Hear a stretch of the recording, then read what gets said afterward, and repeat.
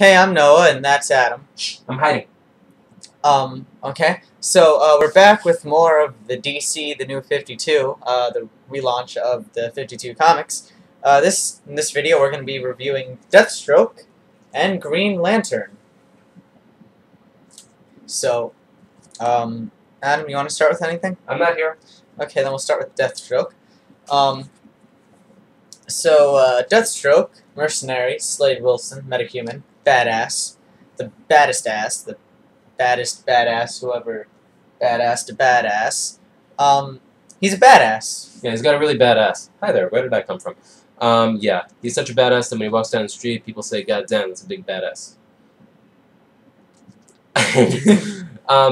The idea of Deathstroke, in case we don't know, he's a metahuman mercenary. And a badass. Yeah, pretty much. And he has one eye. And that's a badass one eye.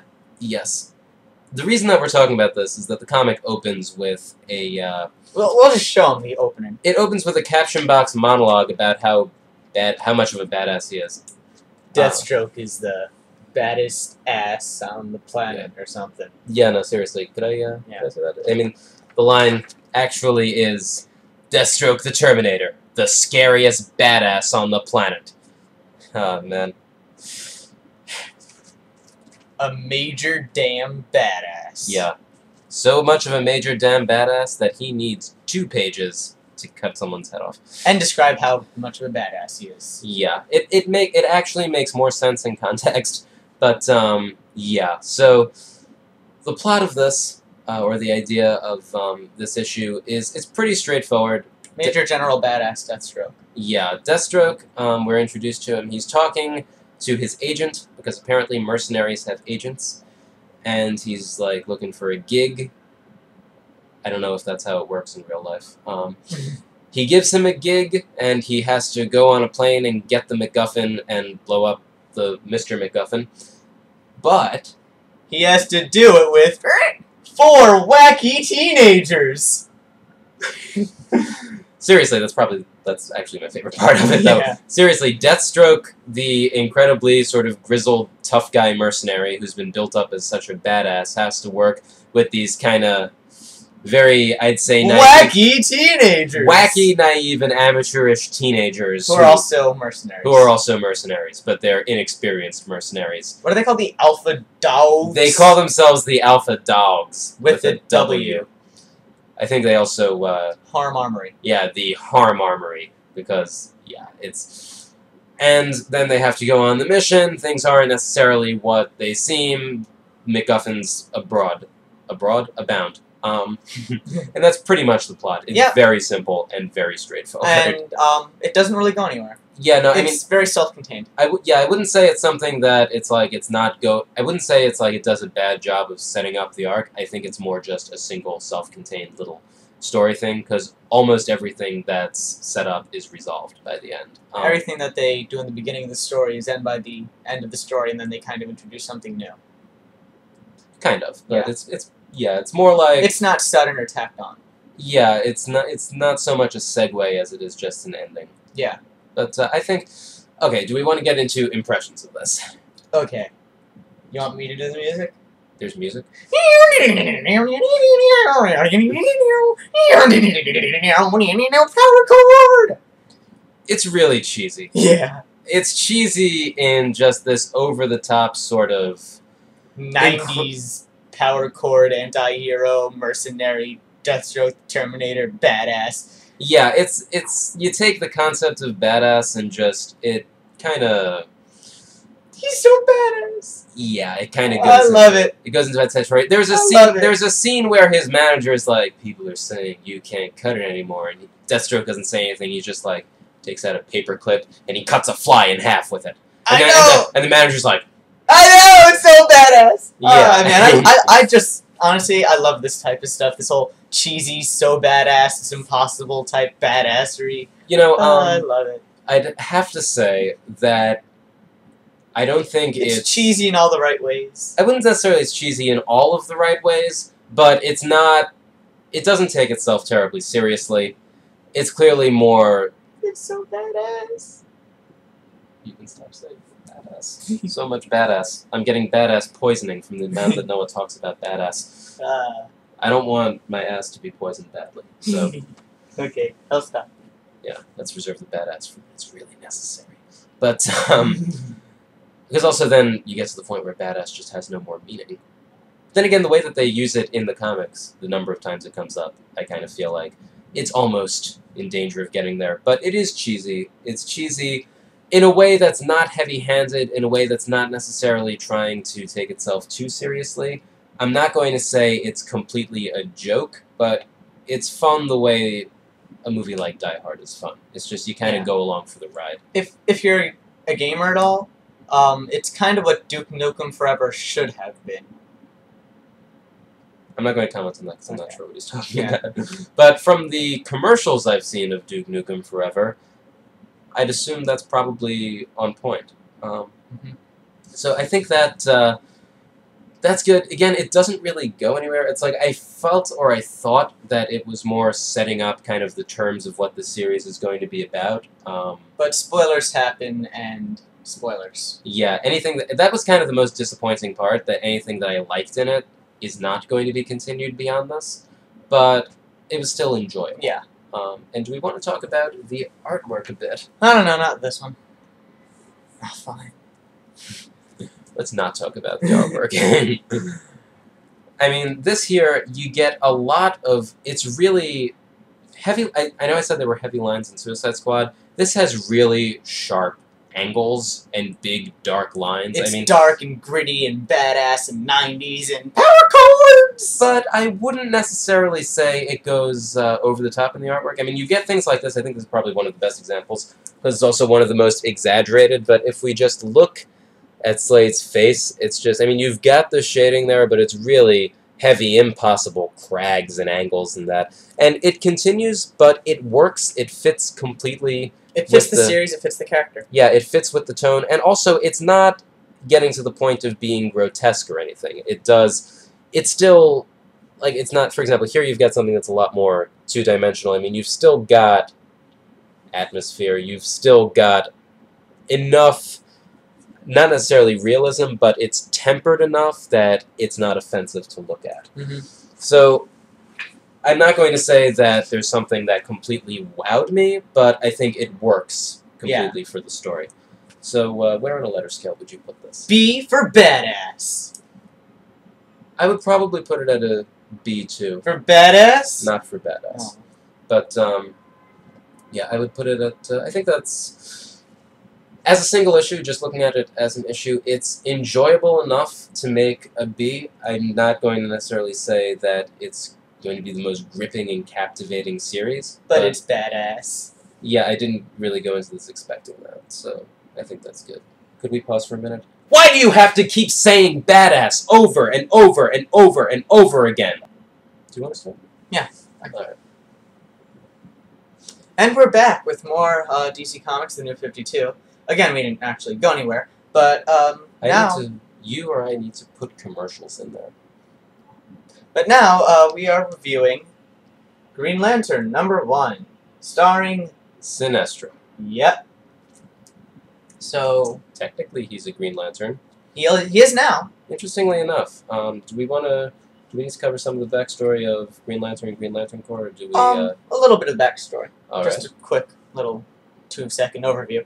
The Green Lanterns are the intergalactic police. They defend the universe from stuff, and each Green Lantern is given a sector to defend. The Green Lantern, most of their ability comes from these rings that they wear, which are powered by willpower and imagination, and they can make constructs and weapons and stuff just by thinking about them. Sinestro, the guy on the cover, was a Green Lantern before he defected and formed the Yellow Lanterns, which are kind of a rival group. And Sinestro Corps. Sinestro Corps. They're the Yellow Lanterns, too.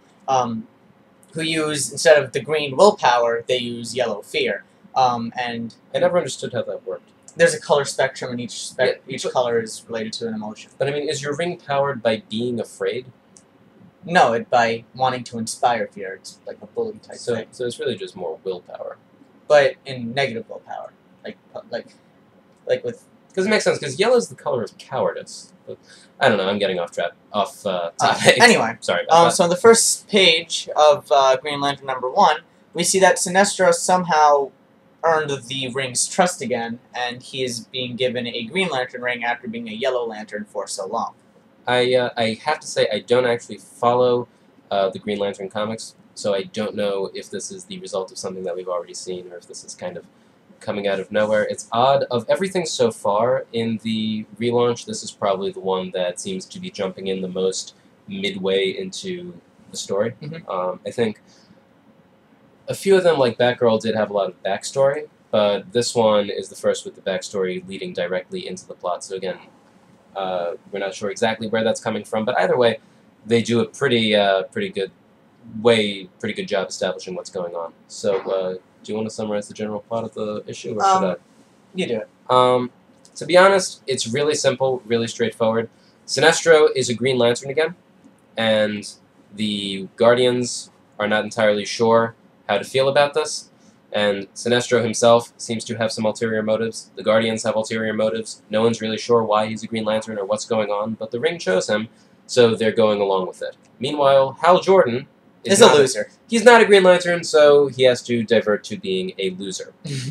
Can't find a job, he's unemployed, he's poor, he's embarrassing himself constantly. We have to show the face. He's even going so far as to make incredibly embarrassing faces. We'll get back to that, I think, when we talk about art. Derpy face!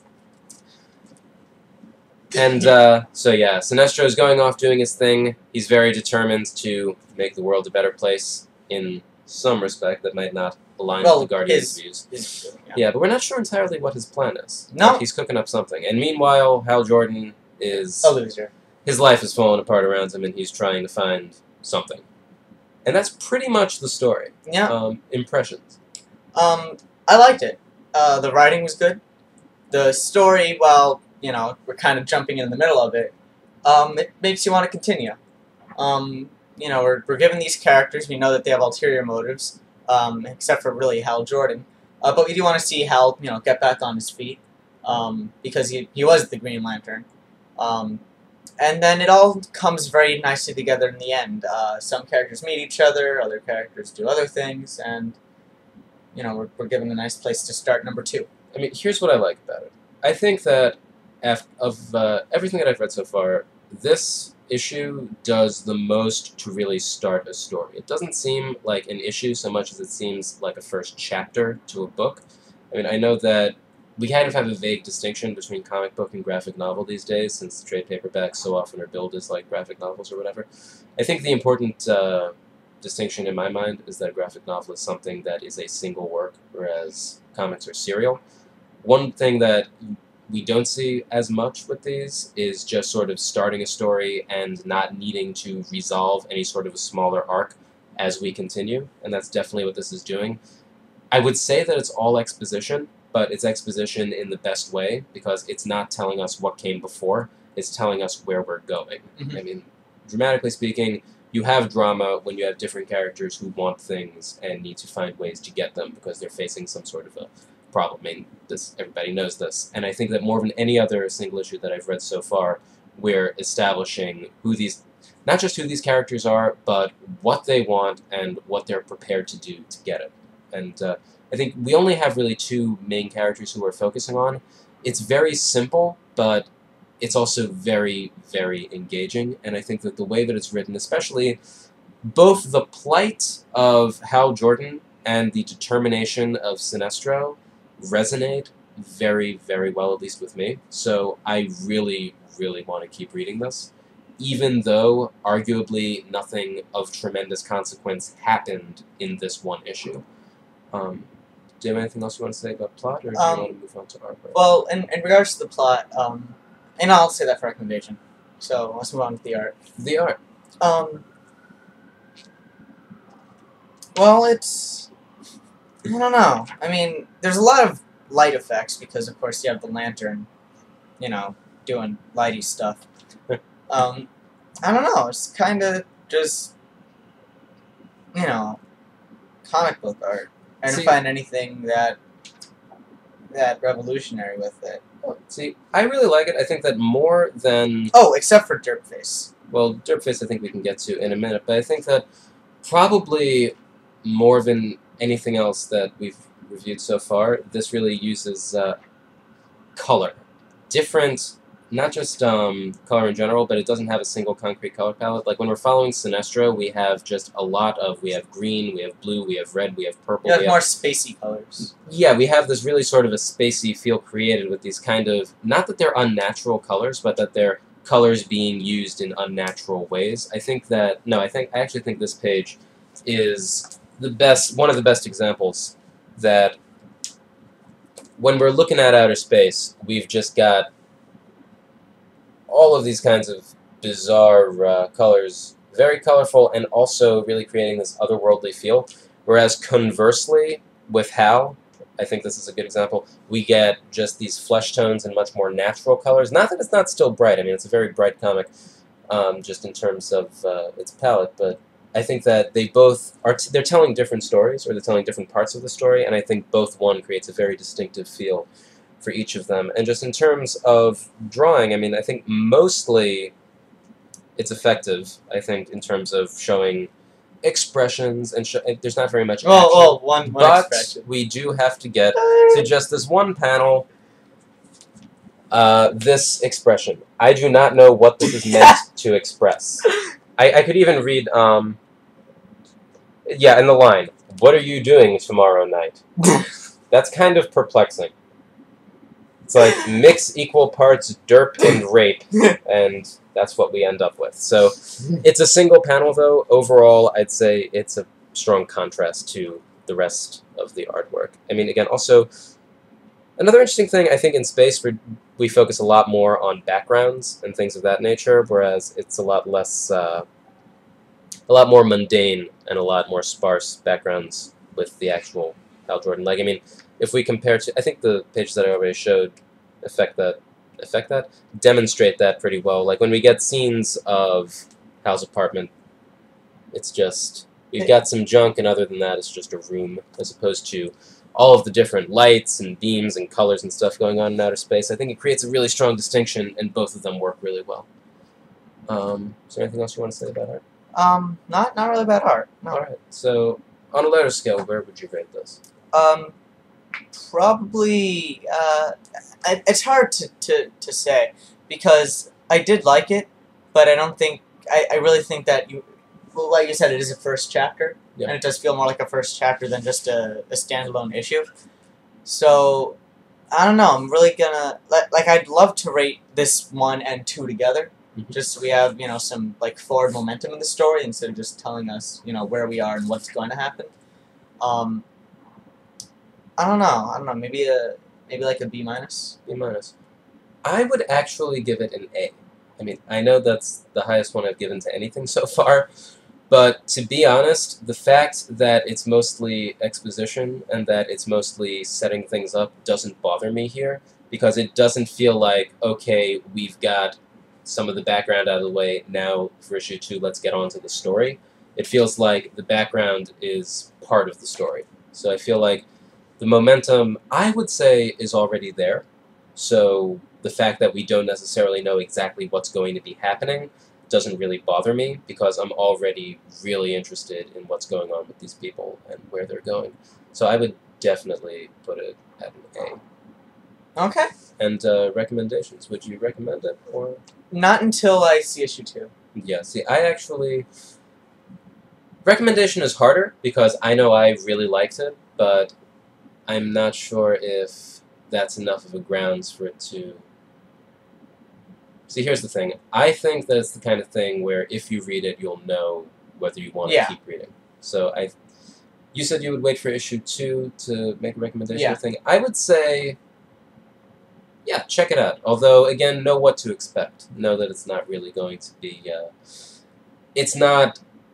It doesn't have a fight sequence. No. Or it doesn't have sort of set-up fight sequence cliffhanger, which seems that it's what most of these books have been. It's a very different approach, but for me it works. Yeah. So, yeah.